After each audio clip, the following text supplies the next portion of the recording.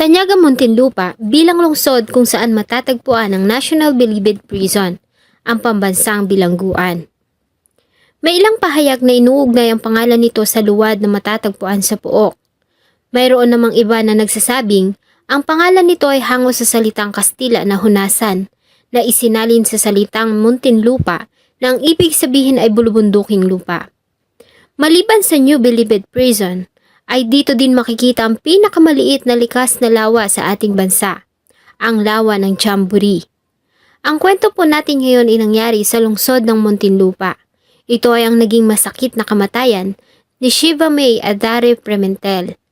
Natagpuan ang katawan ni Shiva May na nakalagay sa isang sako sa isang storage room noong 2019. Bago ko po simulan ang ating story, sa mga bago po sa channel ko, please hit the subscribe button at pakipindot na rin po ang notification bell para ma-notify kayo pag may bago tayong upload na videos.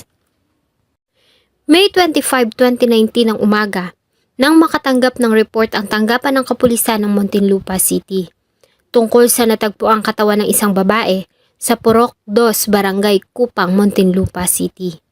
Agad silang nakipag-coordinate sa Southern Police District Scene of the Crime Operation para ma-process ang crime scene.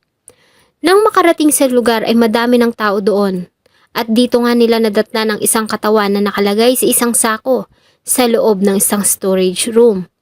Nang buksan nila ang sako ay tumambad sa kanila ang wala ng buhay na katawan ng 22 years old na biktimang kinilalang si Shiva May Adare Pimentel na tubong bukid noon.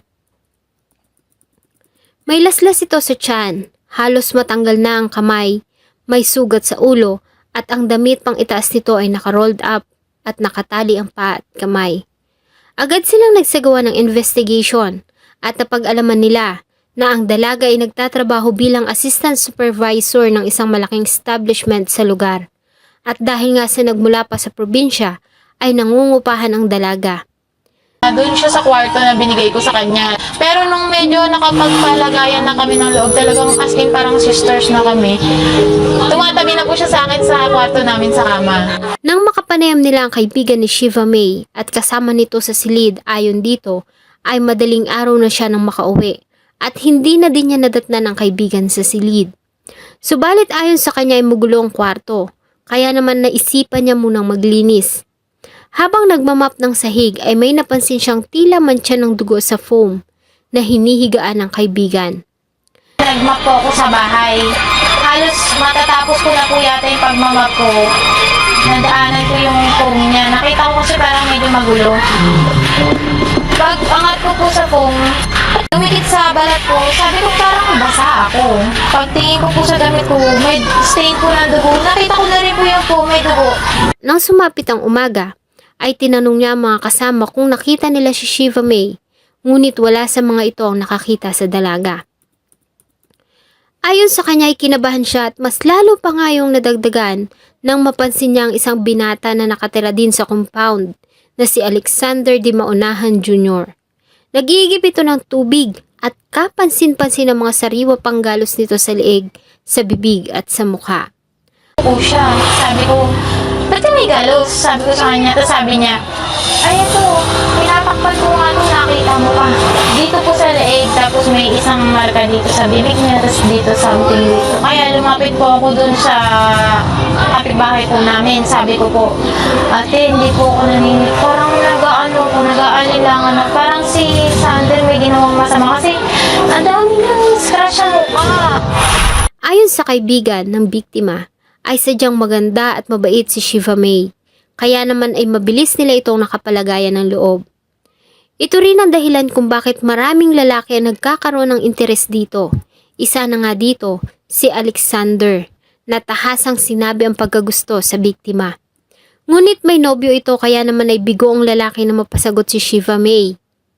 Ilang oras pa ang nakalipas ay mas lalo siyang nagtaka nang dumating ang nobyo ng kaibigan at hinahanap nito si Shiva May. Wala ni isa sa kanilang nakakaalam kung nasaan ang dalaga at nakakapagtaka dahil hindi nito dala ang mahalagang gamit na lagi nitong dinadala pag umaalis. Hindi rin ito pumasok sa trabaho at kanino ang patak ng dugo na nakita sa higaan nito. Dahil sa mga katakatakang pangyayari, ay dumulog sila sa mga tanod ng barangay na tumulong na maghanap sa dalaga. At dito na nga nila nakita ang isang katawan ng babae na nasa loob ng storage room at nakalagay sa sako ng bigas.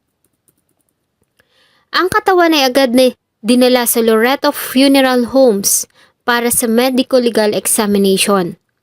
Ang dalaga ay nagtamo ng malalaking sugat at saksak sa kanyang leeg at ulo. Hiwa din at halos humiwalay na ang kanyang pulso. Sa ginawang follow-up operation ng Muntinlupa Police, ay napasa kamay nila ang kuha ng CCTV footage sa lugar. At sa nasabing footages ay nakuhaan ng isang lalaki na lumabas sa inuupahan ng biktima at pumasok sa stock room ng Buko Island sa katabing establishment. Una itong nakita na may daladalang sako at sa pangalawang pagkakataon ay dito na nakita na lumabas itong hila-hila ang isang sako na kinalalagyan ni Shiva May. Ayon sa mga tao doon ay malaki ang pagkagusto ni Alexander Di Maunahan Jr. sa biktima. Sa katunayan ay malimit ang mga itong maging subject ng tuksuhan, doon lalo na pag may mga pagdiriwang. Ayon sa kanila ang suspect ay taga Liliw, Laguna at dumating lamang doon ilang araw ang makalipas nang dumating doon si Shiva May. Maging sila ay nagulat sa nangyari dahil sa mabait umano ang suspect at walang pinakitang kakaiba sa kanila. Kaya naman ay ito ang nakitang motibo ng pulis sa ginawang pamamaslang. Napag-alaman din nila na ang suspect ay dati nang nahuli noong April 13, 2016 sa isang buy-bust operation. Taong 2018 naman ay napabilang ito sa 5th most wanted criminal ng Liliw, Laguna dahil sa kasong frustrated murder at ilan pang mga kaso na may kinalaman sa illegal na droga. Nang tunguhin nila ang bahay nila Alexander ay wala na ito at tanging ang barangay tanod na ama na lamang nito ang nakausap ng mga pulis. Ayon dito ay wala doon ang anak ngunit marahil ay nagtungo ito sa kamag-anak sa Liliw, Laguna. Kasama ang ama ay agad nilang binagtas ang daan papuntang Liliw. Alam kasi nung ama na itong kanyang anak na suspect ay most wanted person dito sa Liliw dahil sa kanyang kasong frustrated homicide at involved din siya sa mga kasong droga at least twice before. Kaya naisip niya na kung ito'y magtatago, maaaring magsigrasya ito eventually. Subalit sa di inaasahang pagkakataon, habang nasa daan ay nakita ng amang suspect na naglalakad sa gilid ng kalsada sa San Pablo. At dito nga ay naaresto nila ang suspect ng ganap na alas 9 ng umaga. Hindi na rin ito tumanggi sa ginawang karumal-dumal na pagpatay. Ayon sa kanya, ay nasaktan siya dahil sa sinabi ng dalaga na wala umano itong magiging future sa kanya. Wala po siya future sa akin. Ayon din sa suspect ay nakainom siya ng gawin niyang pagpatay at hindi na rin umano niya matandaan ang buong detalye sa kanyang ginawa. Subalit aminado ito na siya nga ang pumatay at niliguan niya pa umano ang katawan ng biktima bago niya ito inilagay sa loob ng sako at itinago sa stock room. Sabi niya na nag-inom siya nung gabi and then nung inakyat niya yung babae tapos wala na daw siyang matandaan sa mga nangyari. Basta ang alam niya, nagdilim daw yung paningin niya at ginawa na niya yun. Inamin niya na siya yung nakita CCTV na humihila doon sa sako ng patay. Ang suspect ay sinampahan ng kasong pagpatay sa prosecutor's office ng Muntinlupa City. Sabi nga natin crime of passion yun dahil wala namang ibang motibo. Hindi naman sila nag-away nung gabi. Lubos naman na nagdadalamhati ang pamilya ni Shiva May sa Bukidnon sa masakit na sinapit ng dalaga. Panganay si Shiva May sa 8 magkakapatid at siya lamang ang inaasahan ng pamilya. Masipag ito at matalino, kaya naman ay marami itong kaibigan. Malapit na rin sana itong mapromote bilang supervisor ng Liana's Supermarket. Ngunit lahat ng yon ay naglahong lahat dahil sa karahasan. Sobrang sakit yung ginawa niya dun sa pinsan ko. Nakita man namin na nakulong na siya pero hindi pa rin po sapat yun. Wala siyang lugar sa amin sa kapatawaran. Wala po talaga. Sarado ang puso ko sa kanya. Hindi ko siya magpapatawad kahit kailan. Pagdudo sa kanya po, sana kainin ka ng konsensya mo. Hayop ka, mabulok ka. Sino ba naman ang mag-aakala na ang magagandang katangian hindi lamang sa labas na kaanyuan at pag-uugali ang magiging dahilan ng kanyang katapusan. Marami pong salamat sa patuloy na pagtangkilik ng atin pong mga videos. Huwag niyo pong kalimutang mag-iwan ng inyong saloobin at suggestion sa atin pong comment section.